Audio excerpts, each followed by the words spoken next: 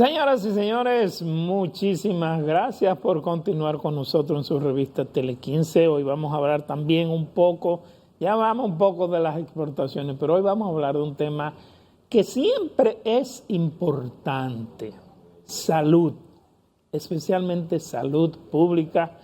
Y para ello tenemos por aquí al doctor Sánchez Cárdenas, con quien vamos a hablar precisamente sobre ese tema. Bienvenido, doctor, un placer tenerlo por aquí. Muy buenos días, Geraldino. Doctor. Y buenos días a la cotuizana, de la número 1 de la cotuizana. Para mí un placer pues estar aquí, doctora, de nuevo. Para nosotros es un placer aprovechar esos conocimientos médicos en un momento en el que el país, no solamente por las lluvias, también hemos tenido desde antes un repunte del COVID, que debe ser su segunda especialidad médica, me imagino. Tenemos un repunte del dengue. Tenemos incluso casos de otras enfermedades virales que han puesto la salud pública quizás en un momento difícil. Y para colmo, hemos entrado en la temporada ciclónica y mire cómo arrancó el mes de julio con el paso del huracán Beryl, que aunque fue lejos, pues sentimos los estragos. Bueno, lo primero es sentirse contento que este huracán haya pasado tan lejos del país. Y los efectos, como dice la prensa hoy, pues son mínimos relativamente.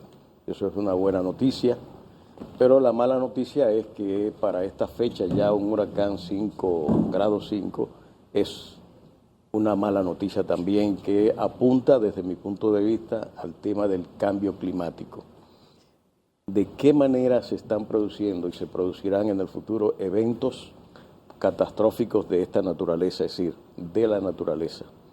Evidentemente que estamos abocados en el Caribe a una nueva situación. Ya antes, ya conocemos el tema del sargazo, que es un efecto también que tiene que ver con el calentamiento global.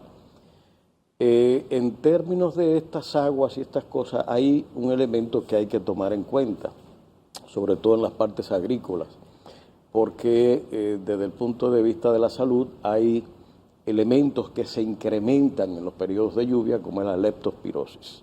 Ya este año tenemos un incremento de un 52%, al menos hasta el boletín 54, que debo agradecer, si se puede, al ministro de Salud la publicación de los boletines epidemiológicos de este año, que no se estaban publicando hasta unas 2 semanas atrás.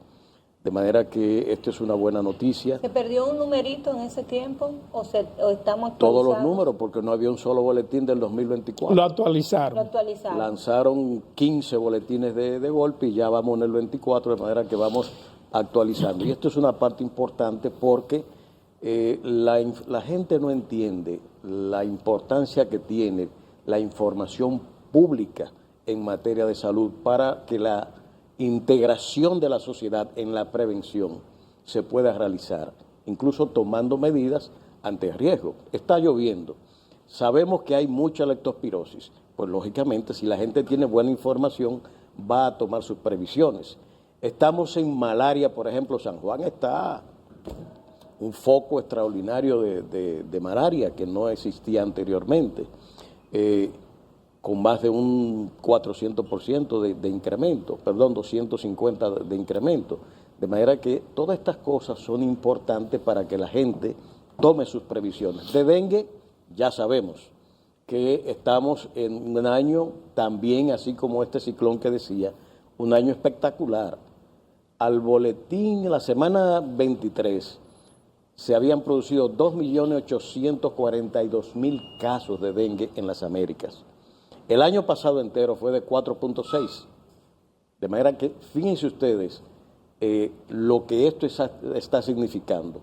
El cambio climático está impactando la reproducción del mosquito, el vector, y ya se están reportando incluso en el sur europeo casos de dengue, que son cosas que no era la tradición en Doctor, este sentido. Hay un tema que necesariamente debemos preguntarle, porque es un tema que ocupó los espacios públicos de los medios. ¿Qué fue lo que pasó con el asunto de la ciudad sanitaria? El Servicio Nacional de Salud no actuó a tiempo. No, pero eso es algo ya recurrente, porque desde la inauguración que hizo el presidente, se sabía que tenían que proveer fondos y concluir algunas áreas, pero no todas. Se podía ir abriendo por partes, y la denuncia que hizo el profesor José Joaquín Puello no es nueva. El profesor Puello tiene desde que llegó a ese cargo pidiendo la asistencia del gobierno para la apertura de la ciudad sanitaria. ¿Qué tiempo tiene ese proyecto? No, ese proyecto ya tiene más de casi 10 años.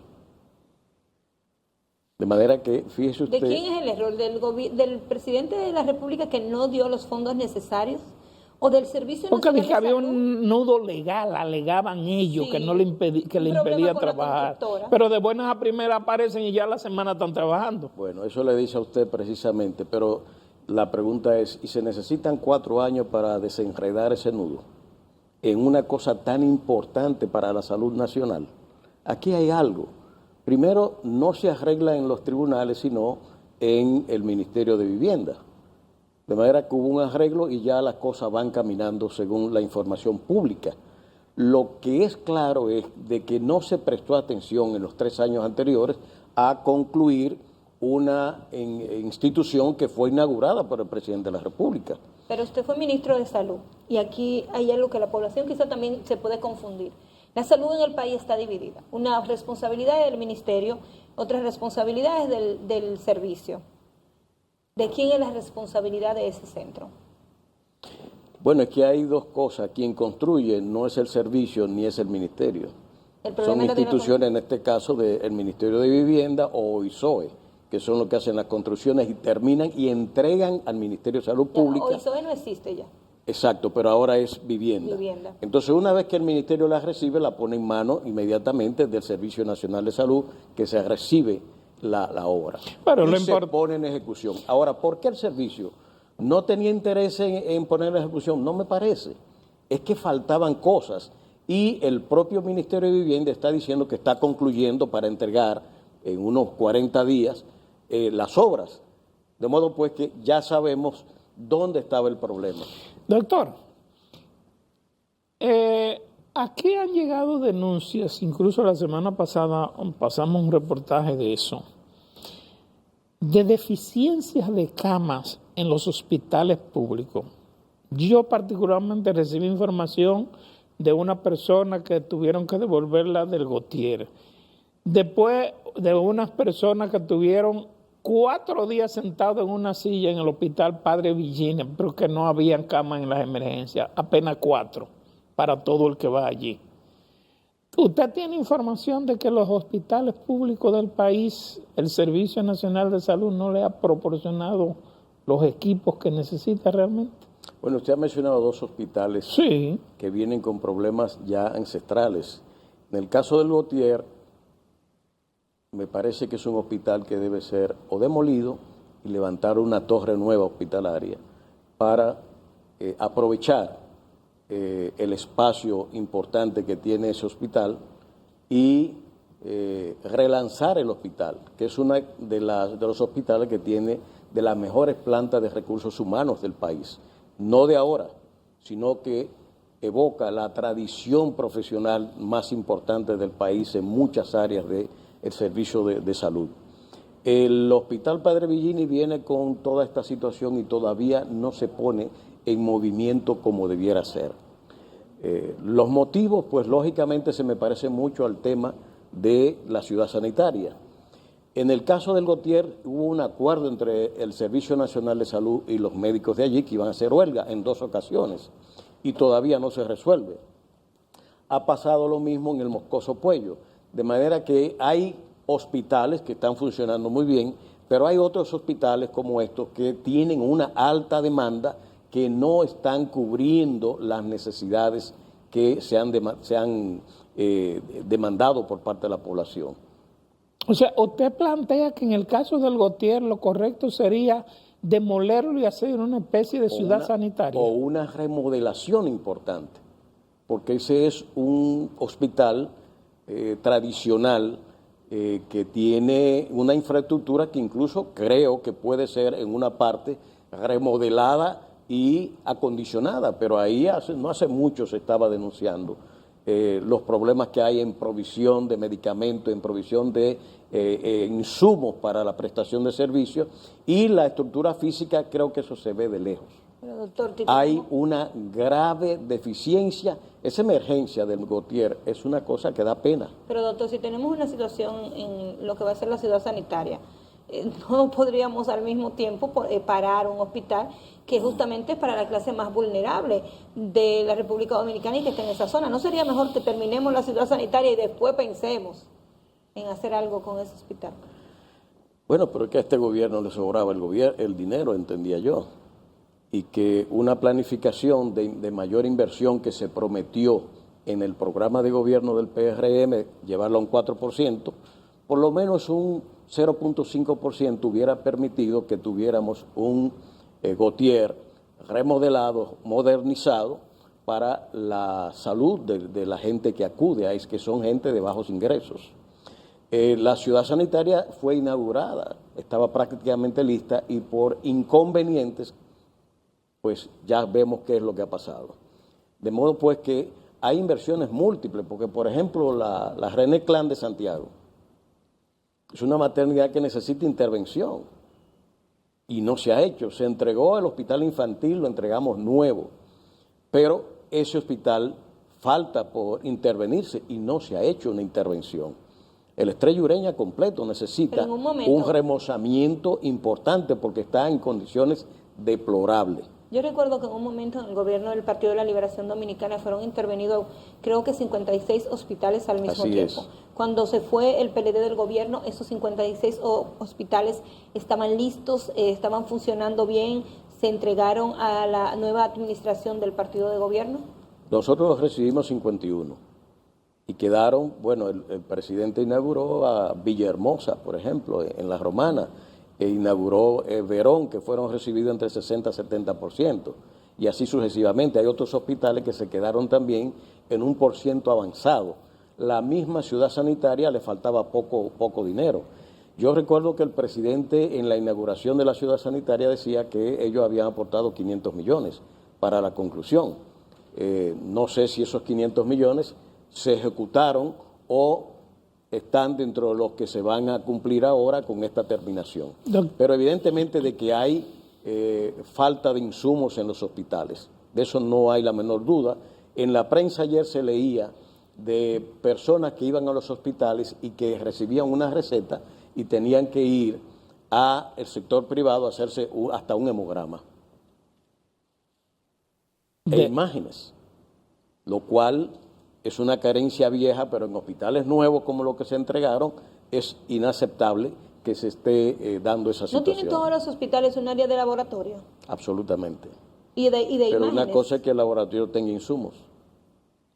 Ok, ya entendí. Usted puede tener, porque el laboratorio le echan como unos químicos el equipo, y una cosa. exactamente. Si fuésemos a hablar, doctor, de las deficiencias que tenemos en camas en los hospitales públicos, ¿de qué estaríamos hablando?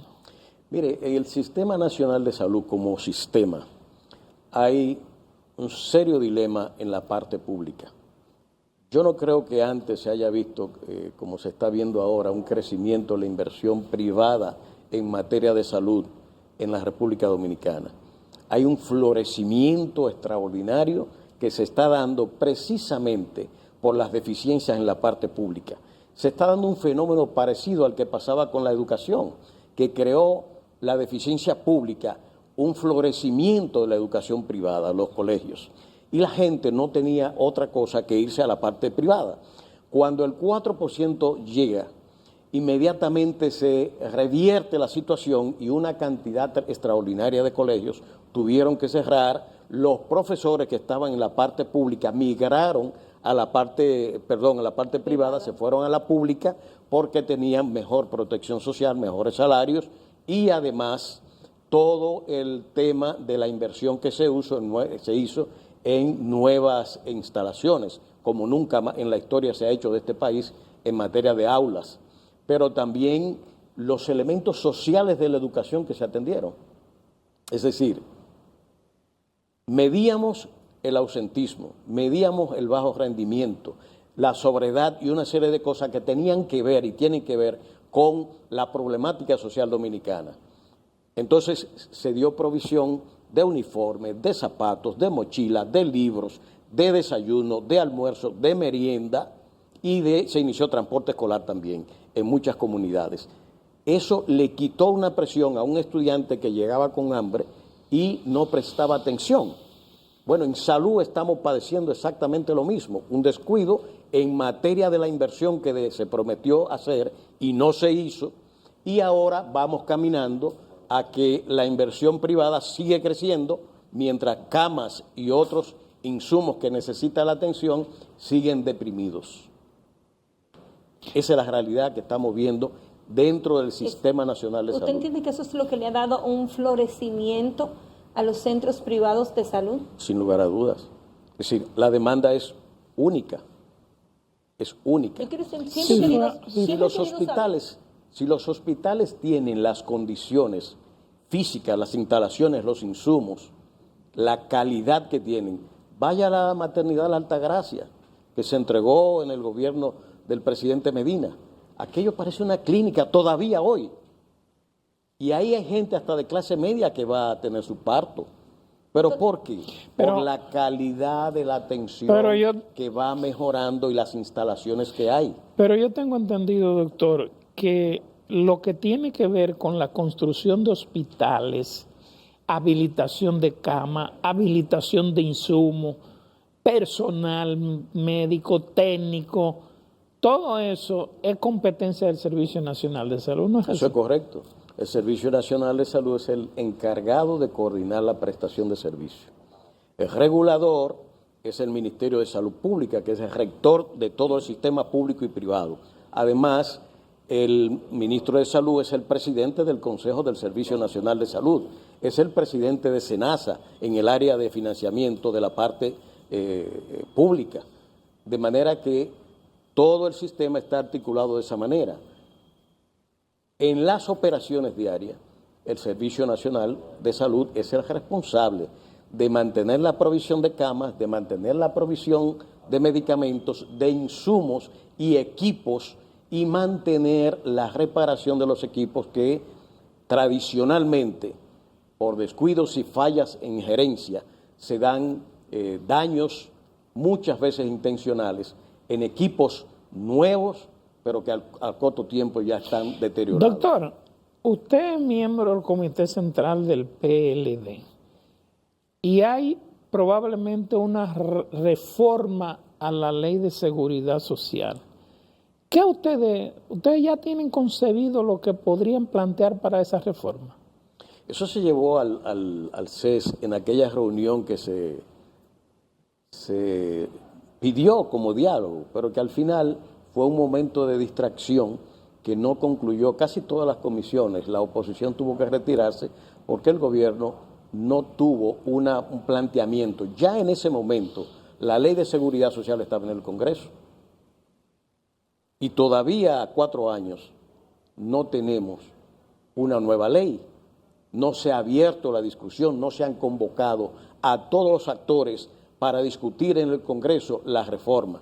Tampoco se ha retocado la ley 4201 de salud, que son, digamos que gemelas, porque una de financiamiento y la otra de prestación y regulación. Doctor, pero como partido, ustedes se han reunido, han preparado una propuesta para presentársela al país, no buscando ser contrario, sino buscando la mejoría en el sistema de salud. Un pueblo sin salud y sin educación no avanza.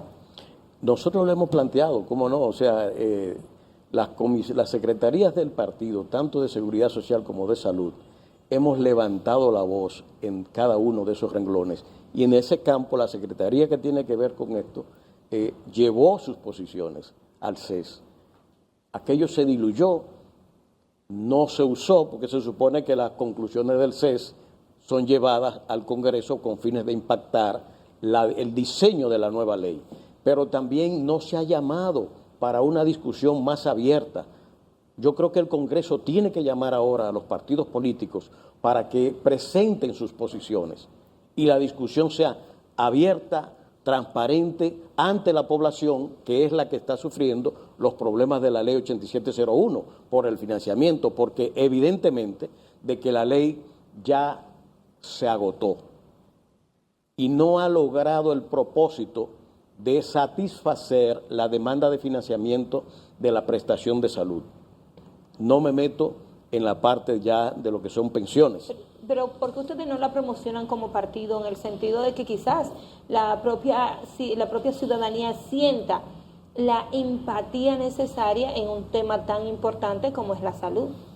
Bueno, pero es que nosotros hemos cacareado tanto. Yo creo que yo he participado, después que salió el gobierno, prácticamente semanal en los medios de comunicación. Para hablar de esa ley.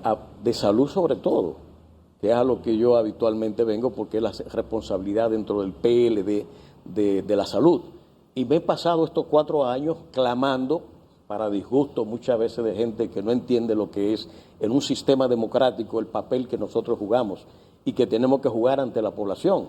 No solamente de la 8701, de la 5201 y de toda la prestación de servicios, del comportamiento incluso en materia de información, que lo hemos denunciado en múltiples ocasiones, cada uno de esos problemas. Es decir, el PLD en materia de salud y de su financiamiento ha estado haciendo las denuncias y planteando ante la opinión pública esos problemas. Que se le dé relevancia o no en los medios de comunicación es otra cosa. Y sobre todo los impresos. ¿Ustedes tienen algún estudio o alguna información sobre qué cantidad de dominicanos prefieren en estos momentos acudir a clínicas privadas por la desconfianza que tienen en los centros hospitalarios públicos? Bueno, si nos vamos a la preferencia, yo diría que todo el mundo se iría para la parte privada, incluyendo los subsidiados, porque evidentemente que hay una prestación más diligente. El tema es, bueno, yo voy a una clínica, pero ¿quién me va a pagar ese servicio? ¿Quién no quisiera irse a Sedimat, a la Plaza de la Salud, a cualquiera de esas grandes clínicas de aquí para recibir una calidad de atención mucho mejor? ¿Y eso no es público, esas dos cosas que usted mencionó? No, son semipúblicas. Ah. Y tienen un costo alto porque son prestaciones de tercer nivel. Yo digo público porque yo entiendo que reciben fondos del Estado, se hicieron con fondos del Estado aunque tengan un patronato. Correcto, sí. Pero en ese caso son instituciones que tienen una prestación de alto nivel y el Estado hace subsidio en ese sentido. Es decir, no es igual usted irse a atender una cirugía de apendicitis que irse a poner un stent o un trasplante de corazón o de hígado, de riñón, que una cirugía de apéndice o un parto, una cesárea. Son dos cosas totalmente, con costos totalmente diferentes. Doctor, si yo le hablo de odontología, para ponerle algo parecido, no es igual ir a hacerse un empaste que ponerse un implante. Un implante, claro. Cuyo costo es sumamente alto. De manera que, ¿quién financia esa ¿Cuál es la inversión pública actual en salud? 1.9. ¿Y cuánto debe ser? Bueno, deber ser, según la OPS, debe andar rondando el 6%. ¿El 6%? En Latinoamérica es 4.2%. Entonces, ¿estamos por debajo de algunos países de América Latina? De la mayoría. De la mayoría. Nosotros dejamos eso en 2.1 aproximadamente, 2.2. Y si sumamos los servicios colaterales que habitualmente se vincula, como es agua, se llega a 2.8, 2.9 aproximadamente.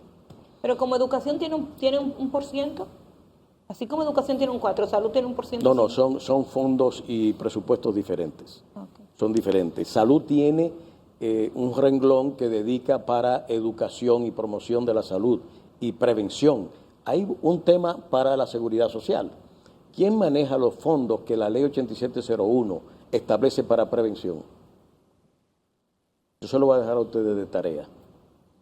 Según la ley 4201, la prevención es una función del rector del sistema. Sin embargo, los fondos para prevención son gestionados por las ARS. ¿Y de qué cantidad estamos hablando, doctor? ¿De qué cantidad estamos hablando, doctor? Bueno, eso debe andar rondando, no tengo el dato exacto, pero debe andar rondando 0.5 por ahí, aproximadamente, o 1%. Sería bueno buscar el dato, pero fíjense el tema, por eso la reforma de la ley. No es posible que si la ley 4201 establece que la dirección de la promoción y la prevención de la salud y la salud colectiva es una función del Ministerio de Salud Pública, y en la 8701 se confiere a la ARS administrar fondos para prevención. Cuando usted fue ministro, hay una contradicción. Cuando usted fue ministro, ¿usted pudo cambiar eso? Bueno, nosotros creamos la mesa para la reforma, que eso se diluyó y en buena medida me dejaron solo. Doctor Sánchez Cárdenas, siempre es un placer hablar con usted sobre estos temas de salud. Gracias, para mí importante siempre venir a compartir con la ciudadanía estos temas de salud tan importantes, que debieran ventilarse mucho más, debiera haber más foros, más encuentros en universidades y otros que están interesados en el tema de salud pública, para que la gente esté mayor informada y pueda además exigir derechos, porque ya aquí estamos llegando a un tema de derechos. Sí. Muchísimas gracias, doctor. Ustedes, señores, nos vemos mañana, si Dios lo permite.